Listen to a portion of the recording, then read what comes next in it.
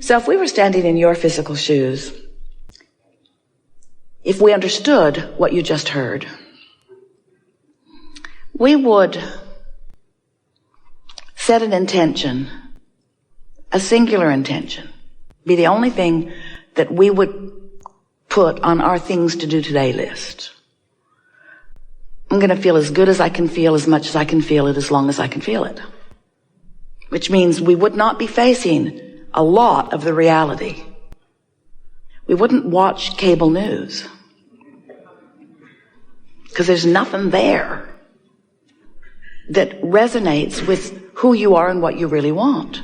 Oh, it's informative, reaches all around the world, and a lot of people feel that they need to be informed of what they do not want in order to protect themselves from it. And we acknowledge that it is helpful to know what you don't want so that you can know what you do want. But you get way, way, way, way carried away with the knowing what you don't want part of the equation. So we try to simplify it for you by saying, you were source energy before you came into this physical body, and a part of you came into this physical body, and this part of you came in. We're talking fast because we know you've heard it many, many, many, many, many, many times. Part of you comes in that physical body, and you explore the contrast, and you know what you don't want, you know what you do want, and you send off rockets of desire. And every time you send off a rocket of desire, that rocket of desire becomes a permanent resident of your vortex of creation.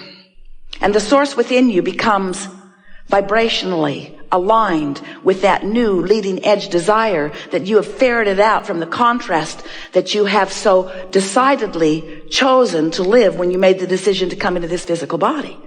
So you've launched a rocket of desire, but you've done more than that. From your physical format, you have caused the larger part of you to expand, and the larger part of you, that inner being part of you that was you before you were you in your physical body, that still is you even though you are in this physical body, this non-physical counterpart, this inner being, this source part of you has evolved because of what you've just lived. And as that part of you has evolved because of what you've just lived, now you have a choice of whether to keep up with that evolution or not. And that's what your emotions are. The better you keep up with the expansion that you have carved out of this life experience, the better you feel. But if you launch rockets of expansion, and the source within you becomes the equivalent of that expansion that you've asked for, and you stay focused upon the problem that caused you to launch the rocket, then there's a vibrational gap between you and you that you feel in the form of emotion.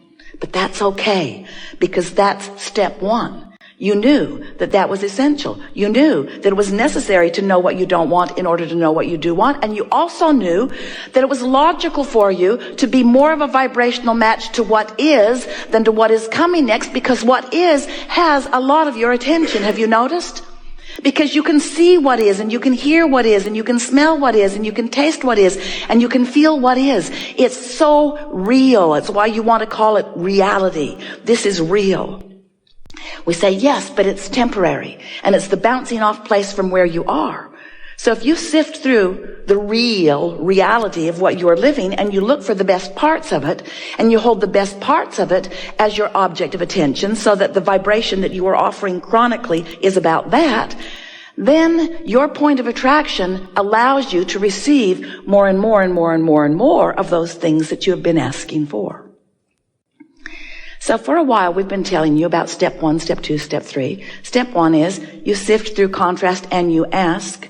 And step 2 is, since you've launched that rocket of desire, source has become the equivalent of it. In other words, when you ask, it happens immediately, what you ask for. But step 3 is, you have to find a way of not just for a moment, not just for a flash, not just in an odd moment of influence by someone else, but you have to find steady, chronic resonance with what you're asking for. In other words, you can't want more money and feel resonance with lack of money and get more money. You got to feel resonance with more money. And our physical friends say, well, thanks a lot. Give me some money and I'll resonate. We say, we know you want the reality first and the resonance later, but that's not the way it works. And often you say, well, I don't know for sure that that's true, Abraham, because I don't think I was being that deliberate about a lot of things in my life. And yet well-being pretty much surrounds me on lots of subjects. And we say that is because the well-being is the dominant part of that which you are about. It's natural for well-being to follow you. You had a lot of well-being resonance going before you even made your entrance into this physical body. That carries you, it does. But when you become deliberate about your vibration, when you deliberately offer your thoughts because you care about that resonance, now you're really cooking. Now you are a deliberate creator. Now you have so much control about what happens around you. And now, and only now, does life begin to really be pleasurable for you, because it takes all of the mystery out of it. It takes all of the chance and luck stuff away. It makes you understand that you can find a position after you've sorted through life, and you can deliberately hold to that vibrational position, and law of attraction will support that position with manifestational, actualized, see it, hear it, smell it, taste it, touch it, evidence. So we like it that you want to be the deliberate creator of your experience, because whether you know it or not, you are the creator of your experience. And a lot of people are doing a lot of that creation by default. They're just offering vibrations all over the place, and law of attraction is responding to it, and they like some of it and they don't like some of it. But the point is, they talk about all of it. So as you're talking about wanted, that's good. But as you're talking about not wanted, not so good, because all of it practices a vibration. And sometimes without even meaning to, you practice a vibration that causes that step 3 part, that allowing part, not to happen. Oh, you want it. You want it so much. You want it so much, and Source has delivered it so fully. But you're not seeing it. You're not realizing it. It's not evidential to you yet because you're vibrationally off signal. Esther and those back at the office in San Antonio had a really wonderful experience in the last couple of months, because there's a beautiful water feature there. It's man-made. The well pumps the water up to the headwaters, and then it flows down a beautiful stream with some falls and trickles into a big pond down at the bottom. And there's a filter that filters it and keeps the water clear and keeps the fish in the pond happy. But it wasn't filtering, and the pond was not clear, and the fish weren't happy. Something was wrong. And so the pool people came out, and they just assumed that there was something wrong with the filter, so they put a bigger, stronger one in, but it just worked harder and harder, and the pond was still not clearing. The pressure was building in this tank, way more than it should have been. Esther went in the pump house and didn't want to stay because it felt to her that that pump was about to blow up, and she didn't want to be in there with it when it did. She could just feel the strain in its efforting to get the job done, but there was something that was keeping it from doing its job. So then it was discovered that the pond pulls water from the bottom, comes through pipes into the filter. Filter was calling it in. Filter was filtering it and trying to put it back into the pond through some other pipes, but those pipes were completely clogged. Caliche had built up in them, very hard Texas soil. It becomes almost concrete-like. And so several men for several days with several different tools tried to clear out those pipes, chisel away, put the plumber's snake in them. It was obvious that that was not going to happen. And the pipes had enough twists and turns that it was reported to Esther, we are not going to make this happen this way. And so the idea seemed obvious. Well, we're going to need some more pipes putting the water back into the pond. And so they laid them on top of the ground. No point in burying them until you know your theory is correct, right? So they put the pipes on top of the ground, and now, the pressure tank is happy. The filter. Oh, what a sigh of relief it breathes as the water is now flowing back easily into the pond. Seems very simple, doesn't it? Water out, clean it up, put it back. Step 1, step 2, step 3. And so we are suggesting to you that you give up on trying to clean out your pipes. Because there's a lot of gunk in there. And a lot of it's been there for a long time, and it's hardened. It's become immovable. But you could lay some new pipes.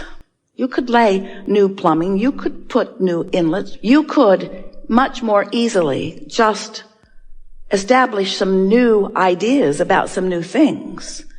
And you'll discover on those new ideas that when you ask, it is given.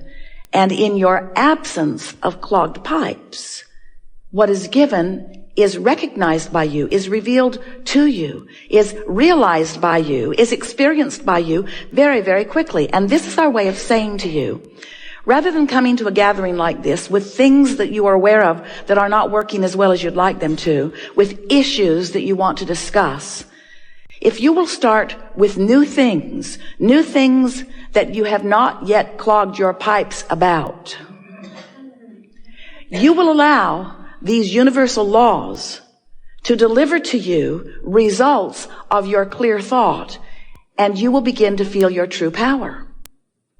That's the only way that we know that our human friends, we love you so much, can begin to know their worthiness. Because when you ask and it feels like it isn't given, you stop feeling worthy. You start trying to explain why you're asking and not getting when it looks like that one's asking and getting and that one's asking and getting.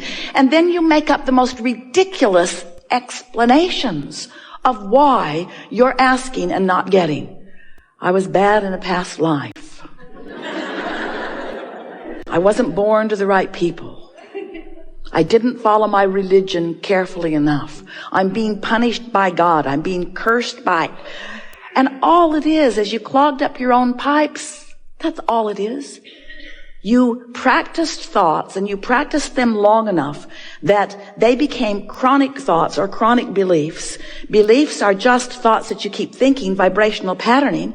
So when you say, I want that, you also say, but it's not likely. I want that, but it won't come. I want that, but I've never had it. I want that, but I hardly know anybody that has it. I want that, but the government's in the way. I want that, but my mate's in the way. I want that, but my kids are in the way. I want that, but I don't know what to do. I want that, but I'm lost. I want that, but I'm tired. I want that. So you just keep clogging your pipes, not even knowing you're doing it, because after all, you're telling the truth. You're facing reality. But it's true. But it's true, Esther would say to us. Abraham, but it's true. And we would say to her again and again, we know there are a lot of things that are true. And if you're using the truth of it as your criteria to give it your attention, you're clogging your pipes with all kinds of truths that are preventing you from the truths that you want to live. It's just a matter of what you're giving your attention to. It's all about the amount of airtime that you're giving to whatever you're giving your attention to. So when you want something and you talk about why you want it or how it might feel when it comes or how you believe that it could come even though it isn't here yet, that's not pipe clogging. That's laying new avenues for what you want to flow to you.